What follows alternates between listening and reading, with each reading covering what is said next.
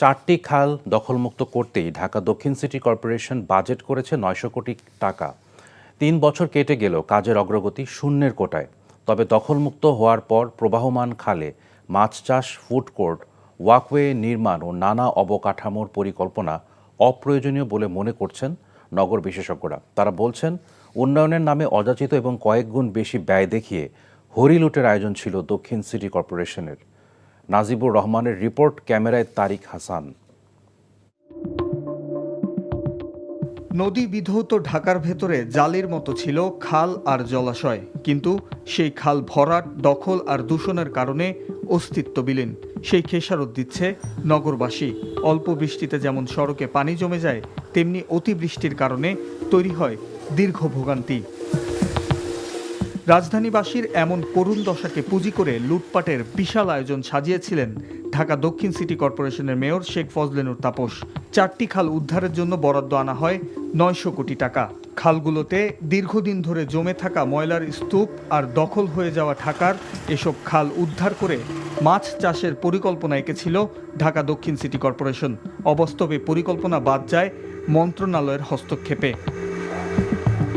২০২২ সালে মান্ডা, জিরানী, কালুনগর ও শ্যামপুর এ 4 খাল পুনরুদ্ধার করতে ৮৯৮ কোটি টাকার প্রকল্প পাস হয়, যার মূল লক্ষ্য ছিল জলাবদ্ধতা নিরসন। তবে সাবেক মেয়র শেখ ফজলে নূর তাপস ও প্রকল্প সংশ্লিষ্টরা সেই টাকায় অবকাঠামো নির্মাণে ব্যস্ত হয়ে পড়েন। খাল উদ্ধার ছাড়া ওয়াকওয়ে নির্মাণ ব্যয় ধরা হয়েছে ১২৭ কোটি টাকা। তবে এসব খালের পাশে হাঁটার জায়গা তৈরির কোনো পরিবেশই নেই। আছে খালের সৌন্দর্য উপভোগ করার চিন্তা, যেখানে খরচ হবে ৬ কোটি টাকা। খালের পাশে ফুডকোর্ট নির্মাণে ব্যয় হবে ৩১ কোটি টাকা। 4টি খালে ৭২১টি বৈদ্যুতিক বাতি বসাতে ৯ কোটি ৮৭ লাখ টাকা বরাদ্দ রাখা হয়েছে। এর আগে সর্বোচ্চ ৬০,০০০ টাকায় বাতি বসাতে পারলেও এই প্রকল্পে তারা এক একটি বাতির দাম নির্ধারণ করেছেন ১,২৮,০০০ টাকা। এসব কিছুই নির্ধারণ করা হয়েছে কোনো ধরনের সমীক্ষা ছাড়াই।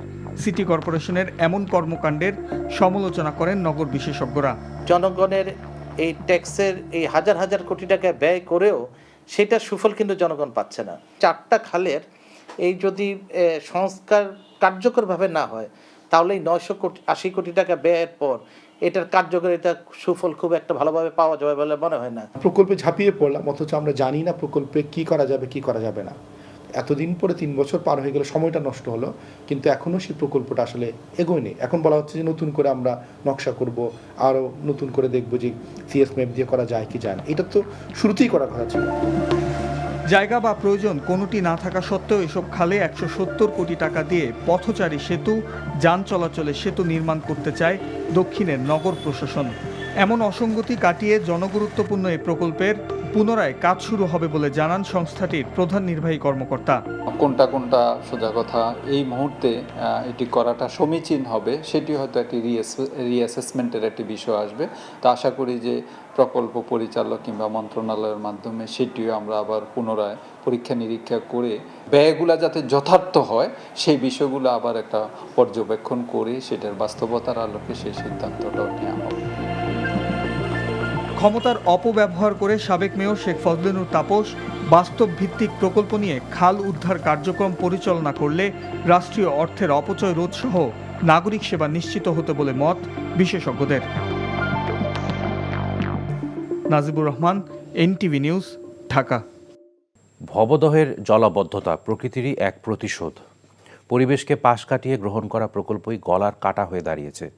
জলাবদ্ধতা অবসানে টিআরএম প্রকল্প বাস্তবায়ন চান ভুক্তভোগীরা। তবে বিশেষজ্ঞদের পরামর্শ, প্রাকৃতিক উপায়ে খুঁজতে হবে সমাধান। ভবদহের জলাবদ্ধতা নিয়ে ইমরুল হাসানের 3 পর্বের ধারাবাহিকের আজ 2য় পর্ব। সাথে ছিলেন যশোরের সাইফুল ইসলাম সজল। ছবি তুলেছেন জামাল হোসেন। Bhabadah sluice gate. শ্রীনদীর গলা টিপে গেটটি বসানো হয় পাকিস্তান আমলে। 53টি বিলের পানি নিষ্কাশন হতো এ পথে। নদীর স্বাভাবিক প্রবাহে উজানের চেয়ে ভাটির অংশ উঁচুতে থাকার কথা, কিন্তু এর উল্টো চিত্র ভবদহে। পানি নিষ্কাশনের পথ রুদ্ধ হয়ে স্থায়ী জলাবদ্ধতার কবলে 330 বর্গ কিলোমিটারের এলাকা। লোকালয়ে লবণ পানির প্রবেশ ঠেকাতে 60-এর দশকে এমন 44টি স্লুইস গেট স্থাপন করা হয় ভবদহ অঞ্চলে। ভবিষ্যতের কথা চিন্তা না করে এই প্রকল্প হাতে নেওয়া হয়, যা এখন মরণ ফাঁদে পরিণত হয়েছে। 20 বছরের মতো এই প্রকল্পের সুফল মিললেও 80-র দশকের শুরুতে প্রতিশোধ নিতে শুরু করে প্রকৃতি। যে পলি বিলে আসার কথা ছিল সে পলি জমতে থাকে নদীর বুকে। একসময় বাঁধের বাইরের অংশ ভিতরের নদী ও ভূমির চেয়ে উঁচু হয়ে যায়। সেই থেকে টিকে থাকার প্রতিকূল পরিস্থিতিতে ভবদহের 10 লাখ মানুষ। একটা নদীর প্রশস্ততা গভীরতা নির্ভর করে কতটা পানি সে ক্যারি করছে। যখন জোয়ার ভাটার পরিমাণ কমে গেল তখন নদীর আর সেই প্রস্থচ্ছেদ থাকলো না, তার তলাটা উপরে উঠে গেল, প্রশস্ততা কমে গেল। দ্বিতীয় ঘটনা ঘটলো, একই সময়ে উজান থেকে যে পানি আসতো গোড়াই কিংবা মধুমতি কিংবা হরি, শ্রীনদী, কপোতাক্ষ এইগুলো জুড়ে এটাও বন্ধ হয়ে গেল। গঙ্গার সাথে তাদের সম্পর্ক খারাপ হলো। এই দুটো মিলে জলাবদ্ধতা হয়েছে। বছর বছর নদী খননের প্রকল্প হাতে নেওয়া হয়, কিন্তু যে মাটি কাটা হয় তা পাশেই রেখে দেওয়া হয়। জোয়ারের পানিতে সেই মাটি আবার গিয়ে জমে নদীতেই। জলাবদ্ধতার অভিশাপ থেকে মুক্তি মেলে না ভবদহবাসীর। এক গবেষণা বলছে প্রতি বছর 1 মিটার করে ভরাট হচ্ছে ভবদহের উজানের নদীর তলদেশ। ভবদহের মানুষ এই দুঃখ থেকে মুক্তি পেতে গড়ে তুলেছে ভবদহ পানি নিষ্কাশন সংগ্রাম কমিটি নামে নাগরিক কমিটি। এর প্রধান উপদেষ্টা বললেন, টাইডাল রিভার ম্যানেজমেন্ট বা টিআরএম প্রকল্পই আপাতত সমাধান ভবদহের জলাবদ্ধতার। 100 কিলোমিটার এলাকার 400 গ্রাম, তারও বেশি গ্রাম পানির তলে চলে গেছে। সমাধান হলো, আমরা বলেছি যে অবিলম্বে টিআরএম চালু করতে হবে। এই মুহূর্তে ভবদহ সুইচ গেট থেকে মাটি খনন করে একটা নালা করে দেওয়া, যাতে এই অঞ্চলে সুইচ গেটের গেট তুলে দেওয়া, তাহলে জলাবদ্ধতার একটা সংকট থেকে আমরা মুক্ত হব। ভুক্তভোগীরাও চান টিআরএম বাস্তবায়ন ও আমডাঙ্গা খালের সংস্কার। আর আমডাঙ্গা যদি সংস্কার না করা হয় তাহলে আমাদের দুর্গত যাবে না। গেল করবো না, আমরা ফসল করতে চাই। সরকার এখানে 2 দিন যদি এসকোমিটার দেয় তাহলে আমাকে এই বিলির এই 27টে বিলির জল নিষ্কাশন হয়ে যাবে। টিআরএমটা যদি করা হয় তাহলে নদীটা বেঁচে যাবে এবং আমরা সারা জীবনের এই যে জলাবদ্ধতা এটা থেকে আমরা মুক্তি পাবো। তবে টিআরএম প্রকল্পে একমাত্র সমাধান দেখছেন না পানি বিশেষজ্ঞরা। মাটি কেটে কিচ্ছু হবে না, আপনার এই জমিকে উঁচু করতে হবে, কারণ ওই নদীর তলদেশ আর নিচু করার উপায় নেই। কারণ যে পরিমাণ জোয়ার আসে, এই জোয়ারটাকে বাড়াতে গেলে নদীর সাথে ভিতরের বিলগুলোকে কানেক্ট করতে হবে। করলে জোয়ারের পরিমাণ কিছুটা বাড়বে, তার সাথে সেডিমেন্ট এসে এই জমিটাকে উপরে তুলতে হবে। এটার জন্য প্রয়োজন সোশ্যাল ইঞ্জিনিয়ারিং, মানুষকে সংবদ্ধ করে তাদের জমিটাকে যে 3 বছর 4 বছর 5 বছর লাগবে প্রাকৃতিকভাবে উঁচু করতে, এটার জন্য তাদের ক্ষতিপূরণ দিয়ে পুরো কাজটা করতে হবে। বিশেষজ্ঞরা বলছেন, 80-র দশকের শুরুতে সুদূর প্রসারী পদক্ষেপ নেওয়া হলে জলাবদ্ধতার শিকার হতো না ভবদহ। Imrul Hasan, NTV news, Jashore. দুয়ে দুয়ে 4 হাতে যেন এক হলো পূর্ব ও দক্ষিণ এশিয়ার দুটি দেশ। প্রায় 4000 কিলোমিটার ব্যবধান, ভাষা, ধর্ম আর সংস্কৃতির দূরত্ব ঘুচিয়ে 7 পাকে বাঁধা পড়লেন দক্ষিণ কোরিয়ার জে মিঙ্গি আর বাংলাদেশের রেজভি আক্তার সুমাইয়া। বাঙালি তরুণীর হৃদয় হরণ আর প্রেমের টানে বাংলাদেশে ছুটে আসা কোরিয়ান যুবককে নিয়েই নানা কৌতূহল সাভারের সর্বত্র। সেই যুগলের প্রেম কাহিনী এখন সবার মুখে মুখে। আরও জানাচ্ছেন জাহিদুর রহমান।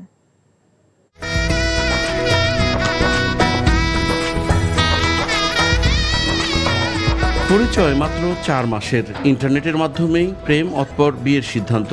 নানা বাধা উপেক্ষা করে শেষমেশ দক্ষিণ কোরিয়ার সুন থেকেই বাংলাদেশে ছুটে আসেন জে মিঙ্গি। পেশায় প্রকৌশলী 31 বছরের এই তরুণের সাথে নিজের পরিবারের সম্মতিতেই গাঁটছড়া বাঁধেন সাভারের কলেজ পড়ুয়া 19 বছরের তরুণী রেজভি আক্তার সুমাইয়া। সে আমাকে ইনস্টাগ্রামে 4 মাস আগে বিয়ের প্রপোজাল দেয়। এটা বাবা এটা মেনে নিতে চাচ্ছিল না। সে তখন আমার বাবাকে বলে যে আমি ইসলাম ধর্ম গ্রহণ করতে চাচ্ছি নিজের ইচ্ছায়। নভেম্বরের শুরুতেই পর্যটকের বেশে বাংলাদেশে আসেন জে মিঙ্গি। ইসলাম ধর্মীয় রীতিতে বিয়ের পর শুক্রবার সাভারের একটি কমিউনিটি সেন্টারে বেশ ঘটা করেই আয়োজন করা হয় এই যুগলের বিবাহোত্তর সংবর্ধনা। আমার ছেলে আমার অনেক পছন্দ হয়েছে, আমার ছেলে দিয়ে বিয়ে দিয়েছে, আমার মেয়ের লগে আমার আলহামদুলিল্লাহ আমি অনেক খুশি। আমার হচ্ছে কোরিয়ান ছেলে ক্রাশ, যেহেতু আমার জিজু হচ্ছে কোরিয়ান, তাই আমি ভেরি এক্সাইটেড। কোনো বাইরের দেশে কেউ আয়শা আপুকে বিয়ে করছে, তো খুবই ভালো লাগছে এটা দেখা। 2 ভাই 1 বোনের মধ্যে সবার বড় সুমাইয়া। অজানা অচেনা ভিনদেশি পাত্রের হাতে নিজের আদরের কন্যাকে তুলে দিতে পরিবারের দ্বিধা থাকলেও শেষমেশ মেয়ের মুখের দিকে তাকিয়েই মেনে নিয়েছেন সবকিছু। তবে তার আগে শর্ত মেনে জি মিঙ্গিকে ধর্মান্তরিত হয়ে গ্রহণ করতে হয়েছে ইসলাম। পাশাপাশি তার নয়া পরিচয় দেয়া হয়েছে আরফান ইসলাম। যেহেতু অনেক রাস্তা পাড়ি দিয়ে উনি আসছে, তাহলে অবশ্যই তার ভালোবাসার টান আছে। এই উপলক্ষ করে আমি তাদের শুভ বিবাহ বন্ধন আবদ্ধ করছি। বাংলাদেশের পরিবেশ, খাবার এবং লোকসংস্কৃতির সঙ্গে মানিয়ে নিতে বেশ কষ্ট হলেও ভালোবাসার মানুষটির দিকে তাকিয়ে হাসি মুখে মেনে নিচ্ছেন সবকিছু। সালাম আলাইকুম, আমি সবাইকে ভালোবাসি, আপনারা সবাই আমাদের জন্য দোয়া করবেন। আবেগের অংশটুকু বাদ দিয়ে সামনেও অপেক্ষা করছে কঠিন এক বাস্তবতা। তবে দেশের গণ্ডি কিংবা ভাষার পার্থক্য কোনোটাই যে প্রেমের ক্ষেত্রে বাধা হতে পারে না, তা আবারও একবার প্রমাণ করল জেমিঙ্গি ও রেজিয়া আক্তার সুমাইয়া দম্পতি। Zahidur Rahman, NTV news, Savar, Dhaka. জুলাই শহীদদের হত্যার বিচার না হওয়া পর্যন্ত এদেশের ছাত্র জনতা কোনো খুনি হাসিনা কিংবা তার কোনো দোসরদের রাজনীতিতে পুনর্বাসনের সুযোগ দেবে না বলে মন্তব্য করেছেন জুলাই শহীদ স্মৃতি ফাউন্ডেশনের সাধারণ সম্পাদক সার্জিস আলম। বরিশাল শিল্পকলা একাডেমিতে জুলাইয়ের শহীদ পরিবারগুলোর মধ্যে অর্থ সহায়তার চেক বিতরণকালে এসব কথা বলেন তিনি। বরিশাল থেকে আক্তার ফারুক শাহিনের পাঠানো রিপোর্ট, ক্যামেরায় ছিলেন গোবিন্দ সাহা। পৃথিবীতে আসার আগেই মেয়ের নাম ঠিক করে রেখেছিলেন বাবা মাজহারুল ইসলাম রনি। মাত্র ১৯ দিন আগে সেই মেয়ে রোজা পৃথিবীতে এলেও না ফেরার দেশে বাবা রনি। একমাত্র সন্তানের মুখ না দেখেই যে প্রাণ দিয়েছে দেশকে ফ্যাসিস্ট মুক্ত করতে। এই যে আমার নবজাতক যে এখনো নিষ্পাপ ঘুমাচ্ছে এখানে, যে জানে না এই পৃথিবীতে বাবার মূল্য কি, বাবা কত বড় ছায়া এই পৃথিবীর, ওই খুনি হাসিনা সহ তার দোসরদেরকে এই জবাব দিতে হবে যে সে কি দোষ করেছিল। আমরা তো আমাদের জায়গা থেকে অল্প সময় সব ভুলে যাই। আমরা 16 বছর ভুলে গিয়েছি, আমরা ওই 36 দিন ভুলে গিয়েছি, আমরা এখন নতুন অনেক কিছু নিয়ে পড়ে আছি। আমার এগুলোর জবাব দিতে হবে ভাই, এই জবাব খুনি হাসিনাকে দিতে হবে, খুনি হাসিনার দোসরদেরকে দিতে হবে। জনযুদ্ধে এই শহীদদের হত্যার বিচার না হওয়া পর্যন্ত কোনোভাবেই ঘরে ফেরা হবে না, এমনটাই অনুষ্ঠানে বললেন সার্জিস আলম। হত্যার বিচার না হওয়া পর্যন্ত খুনি হাসিনা কিংবা তার দোসরদের পক্ষে যারা কথা বলবেন তারাও ফ্যাসিস্টদের দোসর বলে জানান তিনি। আমরা আমাদের সর্বোচ্চ চেষ্টা করব এই জীবনে একবারের জন্য হলেও যেন আমরা সকল শহীদ পরিবারের বাড়িতে আমরা যেতে পারি। এটা আমাদের নৈতিক দায়বদ্ধতা। তারা আমাদের জন্য জীবন দিয়েছে, এইটুকু তারা আমাদের কাছে একদম প্রত্যাশা করে এবং এটুকু অবশ্যই হওয়া উচিত। আমরা আপাতত 5 লক্ষ টাকার চেক দিচ্ছি, এটা মাত্র শুরু। এটা যেন কেউ না মনে করে এটা দিয়ে শেষ, একদম শুরু। এটা তাদের যতদিন যা কিছু প্রয়োজন হবে সকল যৌক্তিক চাহিদা পূরণের জন্য আমরা সর্বোচ্চ চেষ্টা করব। অনুষ্ঠানে বরিশালের ৭৯ শহীদ পরিবারকে দেয়া হয় ৫ লক্ষ টাকার আর্থিক সহায়তা। শহীদদের পরিবারের পুনর্বাসনে আরও ব্যবস্থা নেওয়া হবে বলে জানান আয়োজকরা। NTV news desk. বিএনপি ভারপ্রাপ্ত চেয়ারম্যান তারেক রহমান বলেছেন, ক্ষমতা জনগণের হাতে ফিরিয়ে দেওয়ার জন্যই নির্বাচন প্রয়োজন। নির্বাচন দেরিতে হলে ষড়যন্ত্র বাড়তে থাকবে বলে মন্তব্য করে তিনি বলেন, স্বৈরাচার পালিয়ে গেলেও তার দোসররা বসে নেই। প্রভুদের সাথে নিয়ে তারা ষড়যন্ত্র অব্যাহত রেখেছে। চুয়াডাঙ্গায় জেলা বিএনপির দ্বিবার্ষিক কাউন্সিলে এসব কথা বলেন তারেক রহমান। চুয়াডাঙ্গার রফিকুল ইসলামকে সাথে নিয়ে ইমরুল আহসানের রিপোর্ট, ক্যামেরায় ছিলেন হেলাল আহমেদ সজীব। 14 বছর পর চুয়াডাঙ্গা বিএনপির কাউন্সিল। নগর জুড়ে ছিল উৎসবের আমেজ। উদ্বোধন করেন বিএনপির মহাসচিব মির্জা ফখরুল ইসলাম আলমগীর। লন্ডন থেকে সম্মেলনে ভার্চুয়ালি যুক্ত হয়ে ভারপ্রাপ্ত চেয়ারম্যান তারেক রহমান বলেন, কাউন্সিলের মাধ্যমে নেতৃত্ব নির্বাচিত হলে দলের সাংগঠনিক ভিত মজবুত হয়।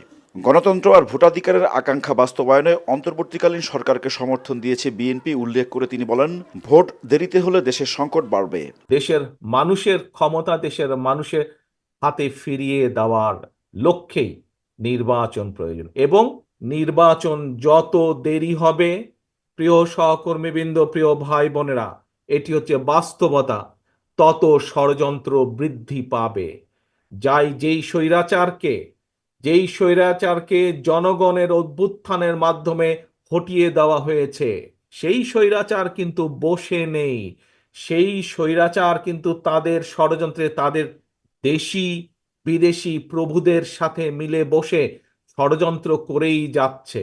রাষ্ট্র মেরামতের ভাবনার কথা বিএনপি 2 বছর আগেই তুলে ধরেছে উল্লেখ করে তারেক রহমান বলেন, অন্তর্বর্তীকালীন সরকারের সংস্কারের উদ্যোগ এগিয়ে নেবে পরবর্তী নির্বাচিত সরকার। কিছু কিছু সংস্কারের কাজ এই সরকার শুরু অবশ্যই করতে পারে, আমরা চাইও যে তারা শুরু করুক, কিন্তু সংস্কার একটি চলমান প্রক্রিয়া। সংস্কার একটি চলমান প্রক্রিয়া। একজন শুরু করবে, বাকিরা তাকে সেই সংস্কারকে তারা চলমান রেখে সামনে নিয়ে যাবে, কারণ দেশের মানুষের চাহিদার সাথে সামঞ্জস্য রেখে পর্যায়ক্রমিকভাবে সংস্কার পরিবর্তিত হবে সময়ে সময়ে। বিএনপির 31 দফা প্রস্তাবনা প্রান্তিক পর্যায়ে নিয়ে যেতে নেতাকর্মীদের প্রতি আহ্বান জানান দলের ভারপ্রাপ্ত চেয়ারম্যান। বলেন, নির্বাচনী বৈতরণী পার করতে জয় করতে হবে জনগণের মন। দলের মহাসচিব বলেন, বৈষম্য বিরোধী ছাত্র আন্দোলনের সাথে কোনো বিরোধ নেই বিএনপির, তবে দেশের মঙ্গলের জন্যই দ্রুত নির্বাচন চান তারা। হুমকি দিচ্ছেন মাঝে মাঝে আমাদের কিছু নব্য নেতৃত্ব, বলছেন সব সংস্কার শেষ না করে কোন নির্বাচন হবে না। নির্বাচন বিএনপির জন্য চায় না। বিএনপি নির্বাচন চায় এই দেশকে রক্ষা করার জন্য। বিএনপি নির্বাচন চায় এই দেশের মানুষের আকাঙ্ক্ষা পূরণ করবার জন্য। ভোটের দিনক্ষণ না হলেও রোডম্যাপ ঘোষণার দাবি জানিয়ে আসছে বিএনপি। চুয়াডাঙ্গার কাউন্সিল থেকে একই দাবি করলেন দলটির শীর্ষ নেতৃত্ব। তবে ভোটের আগে দল গোছানোর কাজ শেষ করতে চায় বিএনপি। জেলা পর্যায়ে নেতৃত্ব বাছাইয়ের ধারাবাহিকতা আগামী 6-7 মাসের মধ্যে দলের কেন্দ্রীয় কাউন্সিলের পরিকল্পনা রয়েছে তাদের। Imrul Hasan, NTV news, Chuadanga. গাজীপুরে পিকনিকের বাসে বিদ্যুৎস্পৃষ্ট হয়ে মর্মান্তিক মৃত্যু হয়েছে ইসলামিক ইউনিভার্সিটি অফ টেকনোলজির মেকানিক্যাল ডিপার্টমেন্টের 3 শিক্ষার্থীর। এ ঘটনায় ক্যাম্পাসে শোকের ছায়া নেমে এসেছে। ঘটনা খতিয়ে দেখতে পৃথক 2টি তদন্ত কমিটি গঠন করা হয়েছে। গাজীপুরের নাসির আহমেদ ও ময়মনসিংহের আইয়ুব আলীর পাঠানো তথ্য ও ছবিতে জীবন আহমেদের ডেস্ক রিপোর্ট। বনভোজনের আনন্দ রূপ নিল বিষাদে। গাজীপুরের ইসলামিক ইউনিভার্সিটি অব টেকনোলজির ক্যাম্পাসে নেমে এসেছে শোকের ছায়া। এমন করুণ মৃত্যু মেনে নিতে পারছেন না সহপাঠীরা। শনিবার সকালে বিশ্ববিদ্যালয়ের মেকানিক্যাল ডিপার্টমেন্টের শিক্ষার্থীরা পিকনিকের জন্য বিআরটিসির দ্বিতল বাসে করে শ্রীপুরের মাটিয়ামায়া ইকো রিসোর্টের উদ্দেশ্যে রওনা করে। সবাই তখন আনন্দ উল্লাসে ব্যস্ত। শিক্ষার্থীদের বহনকারী বাসটি রিসোর্টের কাছাকাছি উদয়খালী গ্রামের একটি অটোরিকশাকে সাইড দিতে গিয়ে রাস্তার পাশের বৈদ্যুতিক তারের সংস্পর্শে চলে আসে। এতে দ্বিতল বাসে থাকা কয়েকজন শিক্ষার্থী বিদ্যুৎ স্পৃষ্ট হয়ে তাদের শরীরে আগুন ধরে যায়। ঘটনাস্থলে মারা যান 2 শিক্ষার্থী। আহতদের উদ্ধার করে ময়মনসিংহ মেডিকেল কলেজ হাসপাতালে নেওয়া হলে সেখানে আরও একজন মারা যান। নিহতরা হলেন মেকানিক্যাল ডিপার্টমেন্টের মোজাম্মেল হোসেন নাইম, মোস্তাকিম রহমান মাহিন ও জোবাইর আলম সাকিব।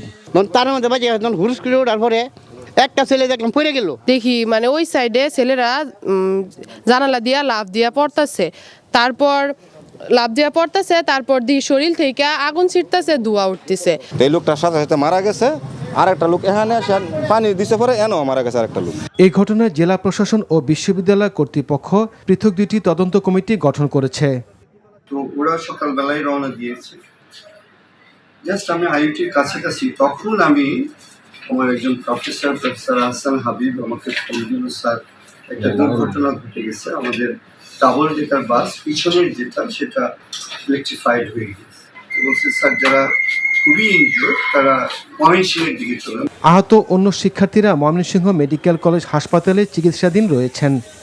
জীবন আহমেদ, এনটিভি নিউজ ডেস্ক।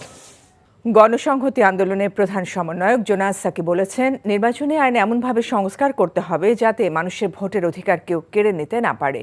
দুপুরে রাজশাহী নগরীর সাহেববাজার 0 পয়েন্টে রাষ্ট্রের গণতান্ত্রিক রূপান্তরে নতুন রাজনৈতিক বন্দোবস্তের জন্য রাজশাহী গণসংলাপে তিনি এসব কথা বলেন।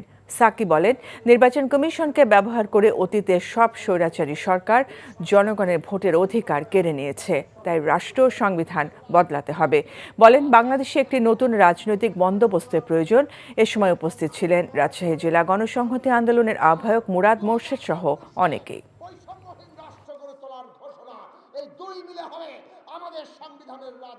নতুন নির্বাচন কমিশন গঠিত হয়েছে। আমরা আপনাদের বলি, এই নির্বাচন কমিশনকে ব্যবহার করে অতীতের সকল স্বৈরাচারীরা আমাদের ভোটের অধিকার কেড়ে নিয়েছে। আপনারা এমন দৃষ্টান্ত স্থাপন করুন যাতে বাংলাদেশে ভবিষ্যতে আর কেউ নির্বাচন কমিশনকে ব্যবহার করে আর ভোটের অধিকার কেড়ে নিতে না পারে। জাতীয় নির্বাচনের আগে সংসদীয় পদ্ধতি অনুসরণ করে স্থানীয় সরকার নির্বাচন করতে একমত বিশিষ্টজন নির্বাচন সংস্কার কমিশন। এভাবে অর্ধেকেরও কম খরচে দ্রুততম সময়ে স্থানীয় জনপ্রতিনিধি নির্বাচন করা যাবে বলে মনে করেন তারা। রাজধানীর আগারগাঁওয়ে নির্বাচন কমিশন ভবনে সম্প্রচার গণমাধ্যমের প্রতিনিধিদের সঙ্গে নির্বাচন সংস্কার কমিশনের আলোচনায় বক্তারা এসব কথা বলেন। নিয়ামুল আজিজ সাদেকের রিপোর্টে বিস্তারিত। ইউনিয়ন পরিষদ, পৌরসভা, উপজেলা, জেলা পরিষদ ও সিটি কর্পোরেশন নিয়ে বর্তমান স্থানীয় সরকার কাঠামো, এসব পর্যায়ে গেল এক মেয়াদে 23,000 কোটি টাকা খরচ করে জনপ্রতিনিধি নির্বাচন করা হয়েছে। এমন তথ্য দিয়ে স্থানীয় সরকার বিশেষজ্ঞ ডক্টর তোফায়েল আহমেদ বলেন, এবার স্থানীয় পর্যায়ে শুধু কাউন্সিলর নির্বাচন হবে, নির্বাচিতরাই পরে চেয়ারম্যান ও মেয়র নির্বাচন করবেন। আমাদের কিন্তু একটা কম্প্রিহেন্সিভ লোকাল গভর্নমেন্ট সিস্টেম দেশে নাই। এই সংস্কারের একটা বড় কাজ হবে একটা সিস্টেম ডেভেলপ করে দেওয়া লোকাল গভর্নমেন্টের। একটা শিডিউল দিয়ে সবগুলো ইলেকশন করতে পারবো। পার্লামেন্টারি সিস্টেমে কাউন্সিলর এবং মেম্বার নির্বাচিত হয়। মেম্বার এবং কাউন্সিলররা পরিষদে গিয়েই কিন্তু তাদের এক্সিকিউটিভ কমিটি নির্বাচন করেন। এগুলো একই শিডিউলে যদি করতে পারি তাহলে আমার খরচ চলে আসবে 600 কোটি টাকার মধ্যে। লোক লাগবে 8 লাখ, দিন লাগবে 45 দিন। নির্বাচন ব্যবস্থার সংস্কার নিয়ে ধারাবাহিক আলোচনায় অংশ নিয়ে টেলিভিশনের প্রতিনিধিরা তাদের মতামত তুলে ধরেন। তারাও প্রয়োজনীয় সংস্কার শেষে স্থানীয় সরকার নির্বাচনের পক্ষে মত দেন। স্থানীয় সরকার নির্বাচন নির্দলীয় হওয়ার এবং সংসদীয় পদ্ধতিতে নয় ওনারা বলছেন, কারণ ওখানে দলীয়করণ হতে পারে। তারপরে অর্থের উৎসের স্বচ্ছতা যেন নিশ্চিত হয়। কত শতাংশ ভোট পেলে নির্বাচিত হবে, যে 1%, 10% নাকি 50%-এর বেশি, এই বিষয়টার উপর রান অফ ইলেকশন হবে কিনা সে বিষয়ে তারা বলেছেন। বিনা প্রতিদ্বন্দ্বিতা যেন নির্বাচিত না হয় এই বিষয়ে তারা আলোকপাত করেছেন। বিশেষজ্ঞরা মনে করেন, আগে স্থানীয় সরকার নির্বাচন হলে সংসদ নির্বাচন আরও অর্থবহ হবে। Niamul Aziz Sadek, NTV news, Dhaka. চাহিদা অনুযায়ী গ্যাস বিদ্যুৎ মিলছে না শিল্প কারখানায়। এই অভিযোগ করে ব্যবসায়ী নেতারা বলছেন, এতে ভয়াবহ ক্ষতির মুখে শিল্প উৎপাদন। রাজধানীর একটি হোটেলে জ্বালানি সংকট বিষয়ে বিসিআইয়ের আলোচনায় ব্যবসায়ীরা আরও জানান, বেশিরভাগ শিল্প নগরীতে গ্যাস ও বিদ্যুৎ সংকট এতই তীব্র যে ক্রয়াদেশের পাশাপাশি কারখানাগুলোর উৎপাদন কমেছে 40%। তবে জ্বালানি সংকট নিরসনের চেষ্টা চলছে বলে জানান বিদ্যুৎ ও জ্বালানি উপদেষ্টা ফাউজুল কবির খান। নাজিবুর রহমানের রিপোর্ট। বিদ্যুৎ কেন্দ্র, বাসাবাড়ি, এমনকি যানবাহন চলাচলে গ্যাসের চাহিদা বেড়েছে দেশ জুড়ে। তবে শিল্প কারখানায় গ্যাস ও বিদ্যুৎ সরবরাহ কমেছে অনেকটা। সেই সাথে দফায় দফায় জ্বালানির মূল্যবৃদ্ধি ব্যবসায়ীদের করে তুলেছে দিশেহারা। এমন বাস্তবতায় ক্ষতির মুখে রপ্তানি খাতসহ দেশের উৎপাদনমুখী শিল্প কারখানাগুলো। ব্যবসায়ীদের সংগঠন বিসিআইয়ের আলোচনায় বক্তারা বলেন, চাহিদার তুলনায় জ্বালানি সরবরাহের ঘাটতির কারণে ব্যাহত হচ্ছে শিল্প কারখানার উৎপাদন, তাই কমেছে রপ্তানি। সমস্যা সমাধানে বাসাবাড়ি ও যানবাহনে সরবরাহ কমিয়ে কারখানায় বাড়ানোর দাবি ব্যবসায়ীদের। তবে জ্বালানি উপদেষ্টা বলেন, নবায়নযোগ্য জ্বালানি উৎপাদন বাড়িয়ে সমস্যা সমাধান করতে চায় সরকার। জানান, জ্বালানি খাতে সরকারি ক্রয়ে গত 3 মাসে 370 কোটি টাকা সাশ্রয় হয়েছে। আপনি যতই বলেন আমি গ্যাসের উপর নির্ভর করবো, করবো, এগুলো কিন্তু আমাদের কাজে আসবে না। তো ওই জন্য রিনিউয়েবল এনার্জির জন্য আমাদেরকে বড়োভাবে যেতে হবে সব জায়গাতে। যেখানে বিনিয়োগটা হওয়ার দরকার ছিল সেখানে বিনিয়োগটা হয় নাই, যেখানে বিনিয়োগটা অপ্রয়োজনীয় ছিল, যেটা অপচয় হয়েছে, সেখানে বিনিয়োগটা হয়েছে। আমরা এই সপ্তাহে 40টা রিনিউয়েবল এনার্জি প্রজেক্টের জন্য অ্যাডভার্টাইজ করতে চাই। ব্যবসা বাণিজ্য খাতে বিগত সরকারের আমলে যেসব নৈরাজ্য ছিল সেসবের বিষয়ে অভিযোগ জানানোর বদলে সমস্যা সমাধানের পরামর্শ চান বাণিজ্য উপদেষ্টা। আমাদের যে শিল্পে গ্যাস সংযোগ যে নীতিমালা, এটা এক ধরনের দাসখত। এই দাসখত থেকে আমাদেরকে বেরোতে হবে, আমাদেরকে ট্রান্সপারেন্টলি নিজেদেরকে রেকগনাইজ করতে হবে। এই যে সার্ভেলেন্স ভিজিলেন্স টিম যখন বিভিন্ন সময় যাচ্ছে, বলা হচ্ছে this amount to a default, and then immediately you start negotiating with him, ভাই কত টাকায় সেটেল করা যায়। দেশের অর্থনীতির চাকা সচল রাখতে সরকারকে আরও আন্তরিক হওয়ার আহ্বান জানানো হয় সেমিনারে। Najibur Rahman, NTV news, Dhaka. দিন দিন সামাজিক ও অর্থনৈতিক ক্ষেত্রে বৈষম্য বাড়ছে উল্লেখ করে অর্থনীতিবিদ অধ্যাপক রেহমান সোবহান বলেছেন, এসব সমস্যার সমাধান করার এখন সময় এসেছে। বিশেষ করে প্রান্তিক জনগোষ্ঠীর মানুষের আর্থসামাজিক উন্নয়নে বর্তমান সরকার কাজ করবে বলে আশা প্রকাশ করেন তিনি। আর ন্যায্যতা নিশ্চিতের ভিত্তিতে সংস্কার প্রয়োজন বলে মনে করেন তত্ত্বাবধায়ক সরকারের সাবেক উপদেষ্টা হোসেন জিল্লুর রহমান। সকালে রাজধানীর সেডাপ মিলনায়তনে প্রান্তিক জনগোষ্ঠীদের নিয়ে আয়োজিত আলোচনা সভায় এসব কথা বলেন তারা। আরাফাত ইসলামের রিপোর্ট। বৈষম্যের অবসান হোক এই স্লোগানে প্রান্তিক জনগোষ্ঠীর সাথে অংশীদারিত্ব উদযাপন এবং প্রকাশনা উৎসবের আয়োজন করে Bratyajon resource centre BRC, society for environment and human development SEHD এবং power and participation research centre PPRC. অনুষ্ঠানে প্রান্তিক জনগোষ্ঠী বিষয়ক মূল প্রবন্ধ পাঠ করেন গবেষক ফিলিপ গাইন। এখন 178 টাকা দৈনিক মজুরি এবং এই মজুরি কাঠামো নিয়ে নানান রকমের আপনার তর্ক বিতর্ক। সভাপতির বক্তব্যে তত্ত্বাবধায়ক সরকারের সাবেক উপদেষ্টা হোসেন জিল্লুর রহমান বলেন, ঢালাওভাবে নয়, সংস্কার করতে হবে ন্যায্যতার ভিত্তিতে।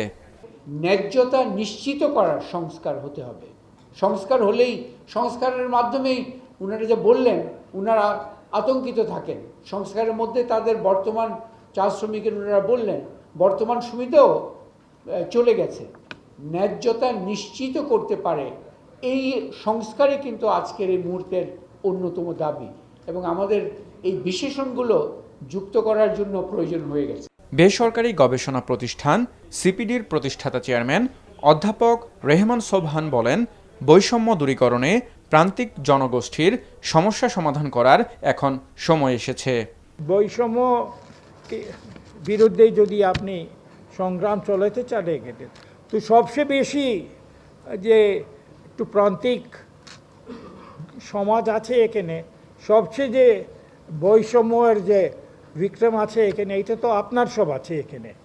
যদি কিছু করা যায় এখানে, তো ফসল খুব শিগগিরই হতে পারে।